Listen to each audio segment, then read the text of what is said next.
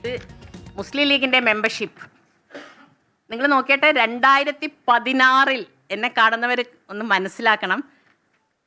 5/10/2016 PK Noorbeena Rasheed Paroppady ശാഖയിൽ നിന്നും മുസ്ലിം ലീഗിൻ്റെ മെമ്പർഷിപ്പ് ഈ പേപ്പറിനൊരു ചുളിവ് പോലും ഞാൻ വരുത്തിയിട്ടില്ല.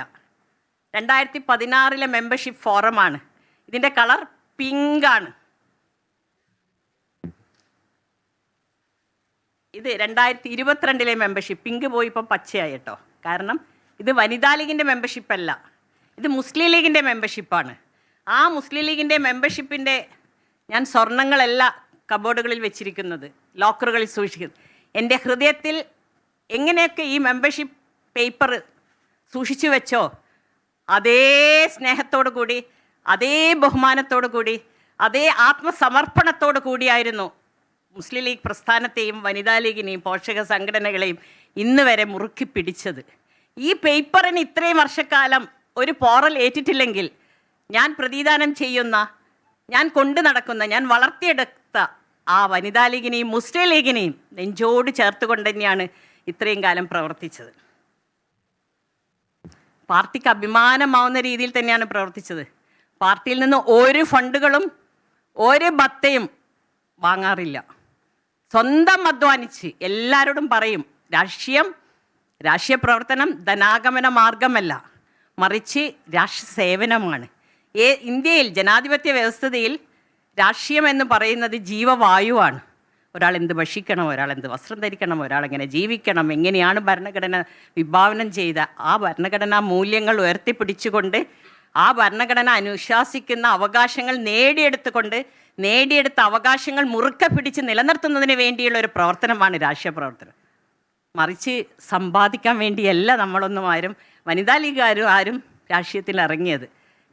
ഞങ്ങൾക്കൊക്കെ തൊഴിലുണ്ടായിരുന്നു. ഞങ്ങളുടെ തൊഴിലുകളൊക്കെ ഞങ്ങളെല്ലാവരും തൊഴിലിലൂടെയാണ് പാർട്ടി പ്രവർത്തനം നടത്തിയിരുന്നത്. ഒരുപാട് ക്യാമ്പുകൾ നടത്തി. 2015 നാഷണൽ കമ്മിറ്റിക്ക് രൂപം നൽകി എറണാകുളത്ത് വെച്ച്. ആ നാഷണൽ കമ്മിറ്റി നടന്നപ്പം പാർട്ടി നേതൃത്വം നാഷണൽ ജനറൽ സെക്രട്ടറിയായി എന്നെ നിയോഗിച്ചു. ഒരു സ്ഥാനമാനങ്ങളും ചോദിച്ചു വാങ്ങിയതല്ല, എല്ലാം മെറിറ്റിൻ്റെ അടിസ്ഥാനത്തിൽ പാർട്ടി നൽകിയത് തന്നെയാണ്. പാർട്ടി ഏൽപ്പിച്ച ഉത്തരവാദിത്തം അതിമനോഹരമായി തന്നെ ഞാൻ ചാലഞ്ച് ചെയ്യുന്നു.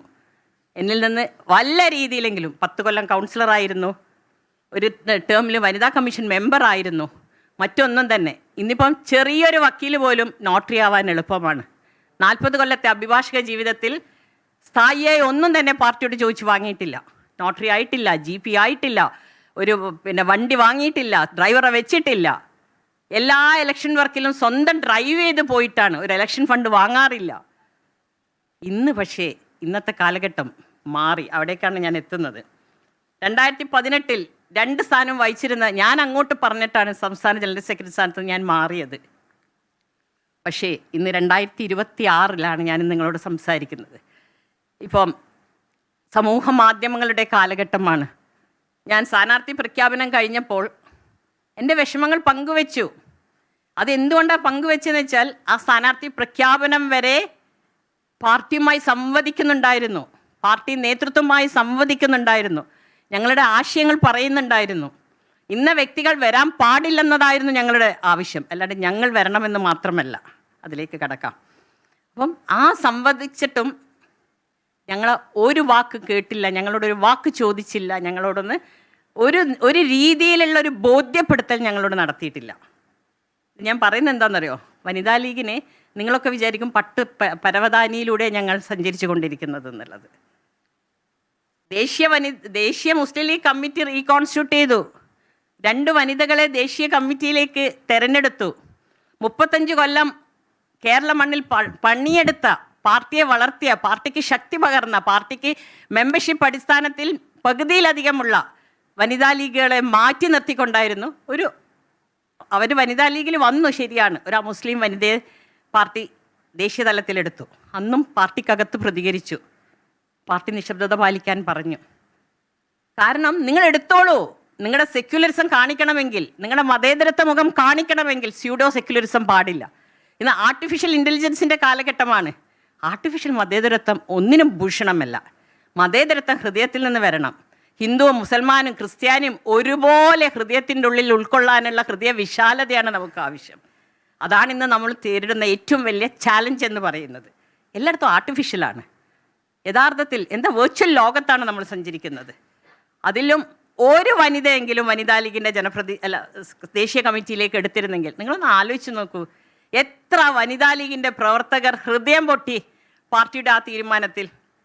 ഒരു വനിതയെ നിങ്ങൾ ജംബോ കമ്മിറ്റി ഉണ്ടാക്കി. ദേശീയ തലത്തിൽ മുസ്ലിം ലീഗിന് ജംബോ കമ്മിറ്റി ഉണ്ടാക്കി. പ്രായാധിക്യമുള്ളവരുണ്ടായിരുന്നു. ഞങ്ങൾ പറഞ്ഞു, ഒന്നുകിൽ ഖമറുന്നിസ അൻവർന അല്ലെങ്കിൽ മറിയുമന, പേരിന് നിങ്ങളിടൂ. ഇല്ല. അപ്പോൾ ഞങ്ങൾ എന്തിനാണ് ഞങ്ങൾ അരികുവൽക്കരിക്കപ്പെടുന്നത്? ഞങ്ങൾ എന്താണ് ഡിസ്ക്വാളിഫിക്കേഷൻ? വനിതാ ലീഗിന് എന്താണ് ഡിസ്ക്വാളിഫിക്കേഷൻ? അത് ഞങ്ങളെ ബോധ്യപ്പെടുത്തിയേ മതിയാവൂ. പാർട്ടിയിൽ ഇന്നും നിങ്ങളൊക്കെ നോക്കിയാൽ മതി, ഇലക്ഷൻ തെരഞ്ഞെടുപ്പിൽ മുഴുവനും വനിതാ ലീഗുകളാണ്. അവരെത്രമാത്രം ആത്മാർത്ഥമായിട്ടാണ് പ്രവർത്തിക്കുന്നത്. അവരെത്രമാത്രം ബൂത്തിൽ വരെ ഇരിക്കാൻ പ്രാപ്തരായ വനിതകൾ ഞങ്ങൾക്കുണ്ട് എന്ന് നമുക്ക് അഭിമാനിക്കാം. പക്ഷേ ഇന്ന് നമുക്ക് കാണുന്നത്, സോഷ്യൽ മീഡിയയിൽ എൻ്റെ പ്രതികരണം വന്നപ്പോൾ സമൂഹ മാധ്യമങ്ങളിലെ കൂലി എഴുത്തുകാരും തന്നെ ഞാൻ പറയും, പണ്ടൊക്കെ കൊട്ടേഷൻ സംഘങ്ങളെ വളർത്തുന്നൊരു രീതി ഉണ്ടായിരുന്നു.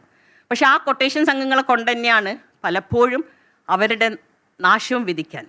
ഈ സമൂഹ മാധ്യമങ്ങൾ ഇന്ന് സമൂഹത്തിലെ എല്ലാ രാഷ്ട്രീയ പാർട്ടിയിലെയും ഞാൻ മനസ്സിലാക്കിയെടുത്തോളം 50 വയസ്സിന് മേലെയുള്ളവർ ഇതൊന്നും നിരീക്ഷിക്കുന്നില്ല.